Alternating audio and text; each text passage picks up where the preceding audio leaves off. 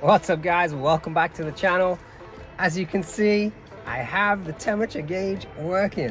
I did not film anything today, probably another 8 or so hours into getting this working, so probably about 20 hours total in getting this damn temperature gauge to work, but I finally figured it out. I also struggled with swapping out the thermostat because I believed it was sticking closed. The lower radiator hose was still cold, it wasn't getting hot, so I swapped that out as well. Happy to report that the temperature gauge works, the thermostat is opening, coolant is flowing through the radiator, the fans kick on, and the temperature gauge pegs right in the middle. Like I said, probably another full day's work into this. I didn't record anything. It is hot, I am sweaty. I will get back to you soon with an update about how I fixed the temperature gauge. Okay folks, it is the next day. I am feeling refreshed after working on the Rabbit all day yesterday in the heat. And like you just saw, I managed to get that temperature gauge working. So don't mind that the right front wheel is not on the car. The wheel weights fell off when I first got them mounted, so going back to the tire shop this afternoon, gonna get that rebalanced, but everything is still checking out with that right front hub and axle. So the fuel gauge, this is how I managed to get the fuel gauge working. First thing you need to know is the ignition needs to be on. Now I'm not saying I didn't have the ignition on, but it needs to be on so that the cluster is getting power. And then the second thing, this is kind of my mistake, you need to make sure that signal wire is hooked up to the right wire going to the cluster. Now on the AAA VR6, the wire for the temp sensor is blue with a white tracer, but on the Rabbit cluster, it is blue with a yellow tracer. So I had it hooked up to the wrong wire. Once I looked at the wiring diagram in the manual, I managed to figure that out and get it hooked up to the right wire.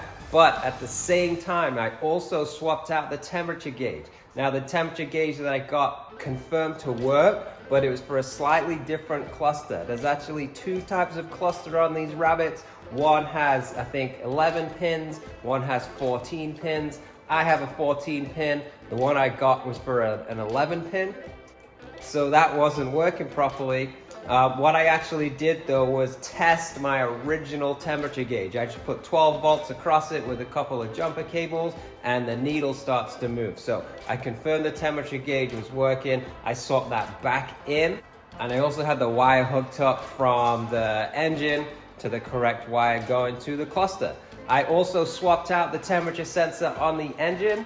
Unknown whether the one that was on the engine was working or not, but I swapped that out anyway.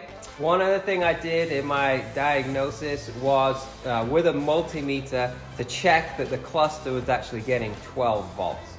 So once I confirmed I had 12 volts at the cluster, I knew the temperature gauge worked, I had the right wire hooked up from the sender unit on the engine, I swapped out the temperature gauge for a new one, and the temperature gauge worked. I also swapped out the thermostat. I had a feeling that it was stuck closed and not letting coolant flow through the radiator, so I had the thermostat housing off. I swapped that out. I put that all back together. The engine warms up to temperature, and right when the needle is pegged in the middle, the fans kicked on. So that is all good.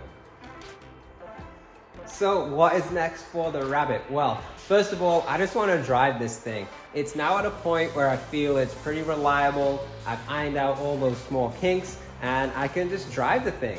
I'm sure there's going to be other little things that come cropping up, but it finally feels good to be in a position where I can get in this car and comfortably take it into town, take it to some local meets. Yeah, just enjoy it and have some fun with it.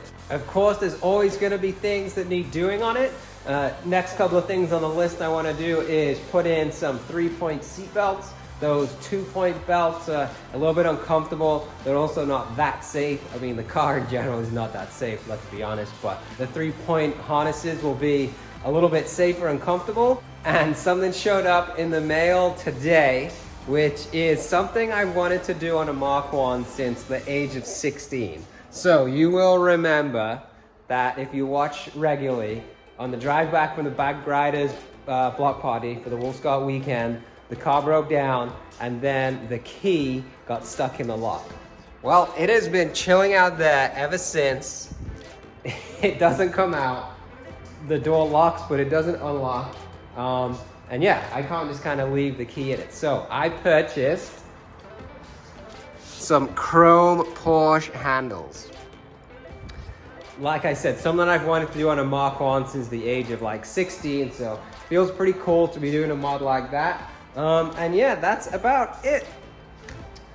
This episode's gonna be kind of short and sweet. I'm going on vacation this week, and then my parents are coming into town to visit from England. So I might be radio silent for a little bit, but on the next video, fingers crossed, there's gonna be a big reveal. So stay tuned. As always, if you're not subscribed already, hit that subscribe button, drop me a comment, give me a thumbs up, and I'll see you next time.